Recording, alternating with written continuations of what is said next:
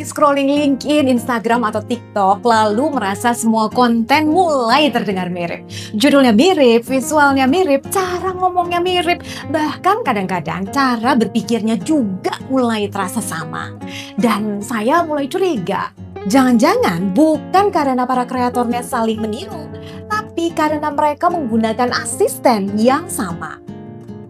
Kalau ukuran kreativitas adalah seberapa banyak gambar yang dibuat atau dihasilkan dalam satu hari, bisa jadi keponakan saya yang bisa membuat 500 gambar kucing menggunakan AI bisa membuka agensi periklanannya sendiri.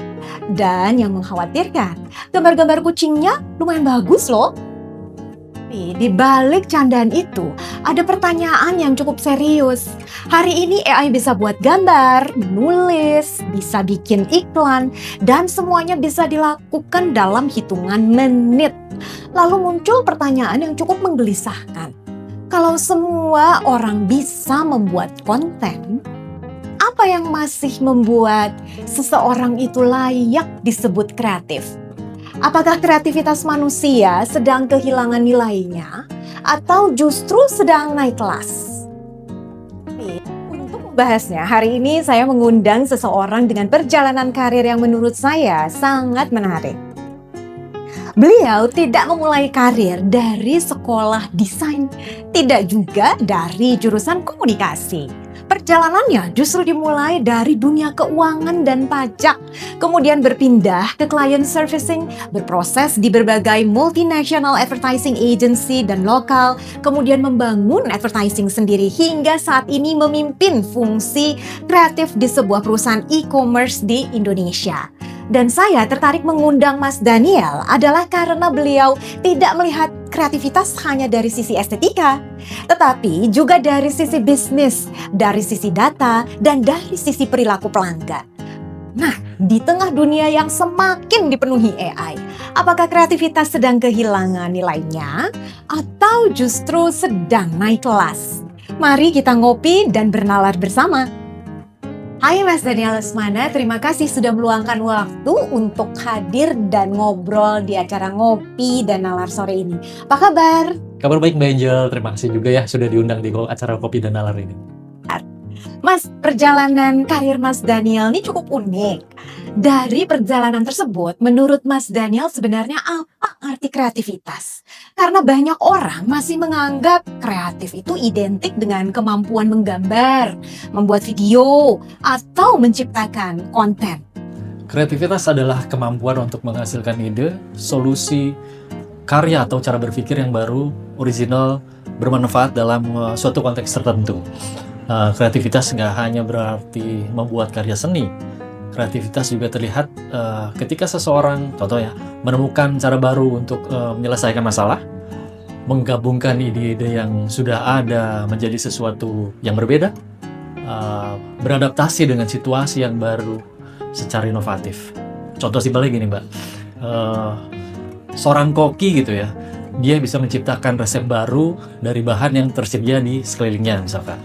Terus atau guru menemukan metode belajar yang lebih menarik untuk muridnya sehingga muridnya lebih mudah memahami pelajarannya. Hari ini AI bisa menghasilkan gambar, video, tulisan, bahkan konsep kampanye pemasaran dalam hitungan menit. Sebagai seseorang yang memimpin fungsi kreatif, apa yang menurut Mas Daniel sampai hari ini masih sulit digantikan oleh AI? Katanya gini Mbak, AI unggul dalam mengolah informasi dan menjalankan tugas yang jelas. Sedangkan manusia tuh masih unggul dalam memberi makna, membangun hubungan, terus membuat penilaian moral. Dan yang paling penting adalah menentukan arah serta tujuan. Dalam banyak bidang, masa depan yang paling mungkin bukan AI yang menggantikan manusia sepenuhnya, melainkan manusia dan AI bekerja sama dengan peran yang berbeda. Salah satu hal yang menarik dari perjalanan Mas Daniel adalah kemampuan untuk menggabungkan kreativitas dengan bisnis. Banyak orang melihat kreativitas dan angka sebagai dua dunia yang berbeda. Padahal Mas Daniel justru dikenal sebagai orang yang menggunakan data, insight pelanggan, dan kemudian tujuan bisnis sebagai bahan bakar ide kreatif. Menurut Mas Daniel, seberapa penting sih seorang pekerja kreatif itu memahami bisnis, customer pain points, dan data? Dan apakah sebuah karya kreatif itu masih bisa disebut sukses jika terlihat bagus, tetapi tidak memberikan dampak yang nyata bagi bisnis maupun bagi pelanggan? Menurut saya Mbak, itu penting sekali gitu, karena kita bicara dengan manusia gitu ya.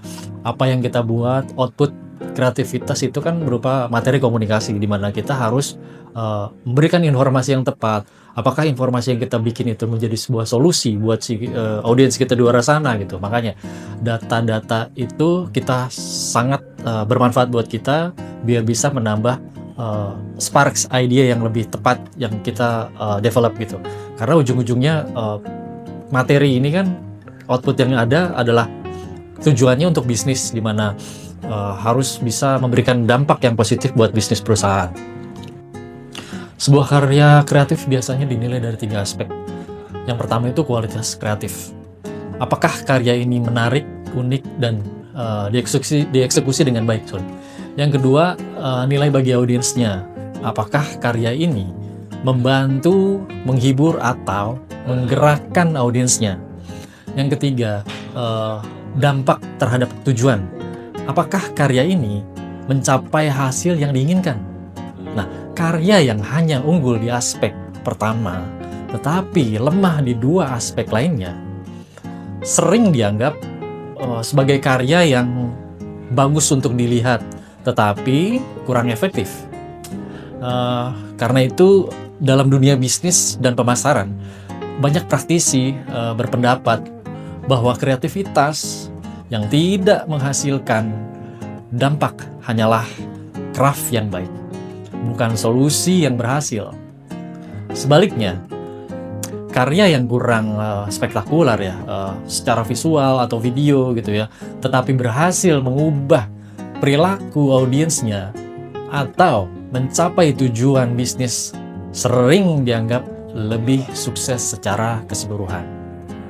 Kalau hari ini ada Gen Z atau profesional muda atau bahkan pemilik bisnis yang ingin tetap relevan di era AI, kira-kira skill apa yang menurut Mas Daniel perlu mereka miliki dan menjadi pembeda terbesar di dalam beberapa tahun ke depan? Menurut saya sebenarnya berlaku juga nggak hanya buat Gen Z kali ya, bisa berlaku juga untuk semua orang mungkin. Yang paling penting sebenarnya kita harus tahu dulu arah dan tujuan kita mau kemana nih gitu ya. Itu yang pertama. Yang berikutnya adalah kita harus benar-benar memahami data.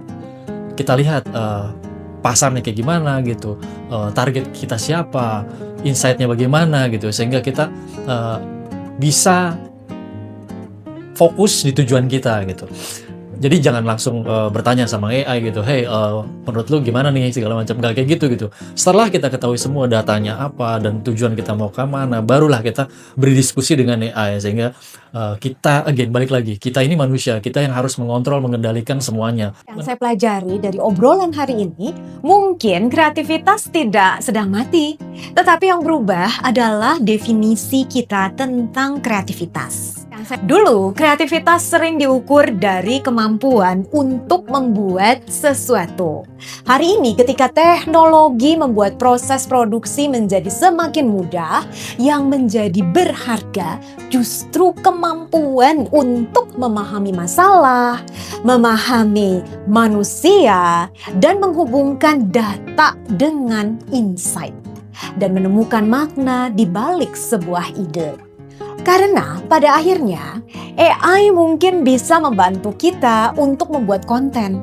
AI mungkin bisa membantu kita membuat desain. Dan AI mungkin bisa membantu kita membuat kampanye periklanan.